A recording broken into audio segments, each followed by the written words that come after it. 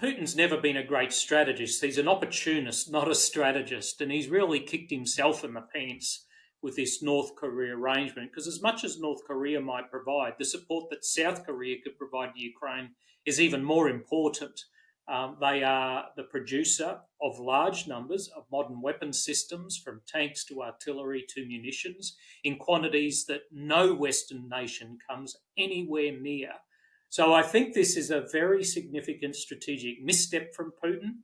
I think it could well hurt him over the next year or so. And the munitions that North Korea is able to provide to Russia for use in Ukraine, how effective are they? Yeah, I mean, there's a lot of talk about quality. At the end of the day, most of them work, and that's all you need. They're not precision munitions by and large. They're the kind of munitions you need for artillery regiments the kind of ballistic missiles that the Russians don't really care if their circular error probability is a bit larger. I mean, the Russians don't care about civilian casualties. So they do the job. But I would sense too that the Russians are probably providing technical assistance to the North Korea and intelligence feedback to improve the quality of their munitions. And that could well be part of the feedback, or at least the Russian part of this deal. It'll be interesting to see what else the Russians are providing. I wanted to ask you, General, you wrote an article recently about so-called turtle tanks.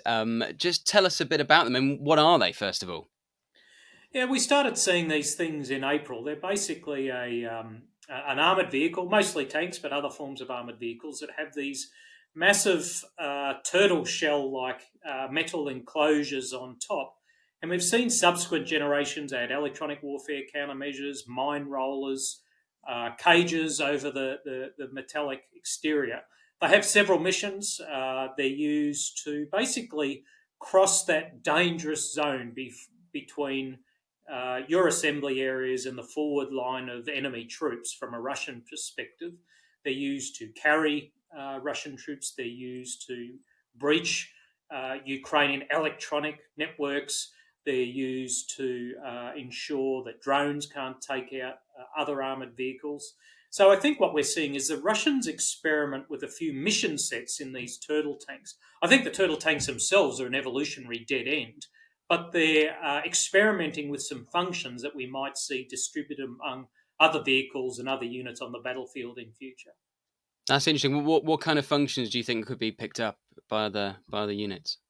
Well, I think a more distributed and automated approach to countering Ukrainian drones. FPVs are clearly a very dangerous threat to the Russians. I think more protected means of getting troops across, from your line of departure into the forward troops of the adversary. Obstacle clearance, clearly that is a big deal, whether it's mine detection and clearance or other kinds of obstacles. So there's a few different functions here that we might imagine that could be distributed with uncrewed ground vehicles and other vehicles in future. You say it's, in the grander sense, an innovative dead end. How much innovation are we seeing in tank warfare at the moment? I mean, if you look at, the Second World War, for instance, there was huge innovation and huge developments over the course of that war. How much innovation are we seeing currently? I think we're seeing a lot of innovation from both sides. We only see a small proportion of the battlefield. Sometimes I feel like we're looking at it through a straw.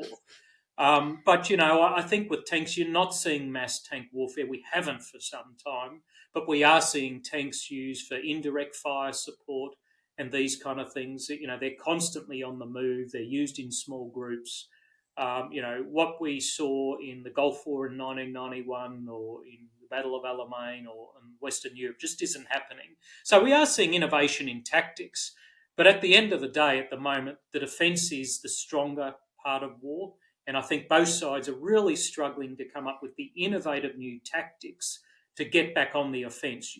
You can't win the war, you can't win any war by staying on the defence permanently. You need some kind of offensive capability at the tactical or operational strategic level. And I think both sides are kind of struggling to come up with a new approach to that. Clearly, Putin felt a domestic imperative given the two attacks into the Belgorod region that the Ukrainians had undertaken in the last year. So he felt some domestic pressure there to be seen to be doing something about that. And he had forecast the establishment of a buffer zone there.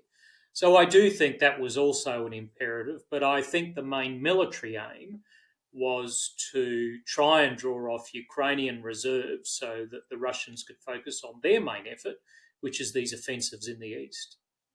The buffer zone theory is an interesting one because Ukraine has still been able to strike targets in Belgorod, even whilst Russia have been having this offensive in Kharkiv. So, does that really hold up? Not really, but at least Putin can say to his people he's trying to do something about it. At the end of the day, when you have a neighbour that is right next door, you don't have any kind of air or sea gap. It's very hard to totally close down that border, as the Russians have found. Of course, the US continues to prohibit Ukrainian forces from striking at legitimate military targets in Russian territory within range of HIMARS rocket launchers. They have eased off some of their restrictions, but how much of a hindrance does that remain? The fact that some would say Ukraine are fighting with one hand tied behind their back. No, they definitely are fighting with one hand tied behind their back. This restriction on how far the Ukrainians can target their ATACMS missiles from HIMARS launchers inside Russian territory. And I think it's about 100 kilometres at the moment. Well, the Russians just go, fine, we'll put our headquarters and airfields 150 kilometres away. At the end of the day, Ukraine needs to be able to strike into Russia where the key targets are, regardless how far that is. They are not talking about marching on Moscow. They're not talking about marching on St. Petersburg. They just want to be able to hit military targets that launch aircraft that strike Ukraine. Why is the US so reluctant, though, to allow them to strike such targets? I mean, they've eased off a bit, as we've discussed, but they are still being quite restrictive. Why do you think that is? Does this go back to this fear of escalation?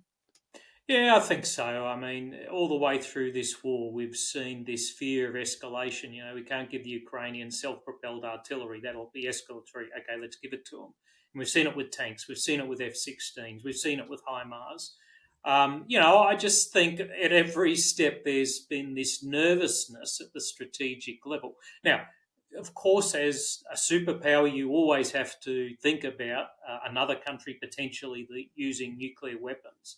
But the escalatory risk of these weapons being used to strike military bases within Russia is very minimal indeed, and they should be allowed to do it. And how do you assess the risk of Putin using tactical nuclear weapons? It's never zero because he has them, but I think it's a very low possibility. And at the end of the day, the one question Putin has to ask his military commanders in thinking about this is, would the use of tactical nuclear weapons fundamentally change the situation on the ground in Ukraine? If they can't give him a definitive yes, and they cannot, it would be very, very unlikely indeed that he'd want to use them, because the strategic and political costs are very, very profound. Thank you for watching Frontline for Times Radio. For more on global security and the war in Ukraine, you can listen to Times Radio, take out a digital subscription to The Times, and click subscribe on our YouTube channel.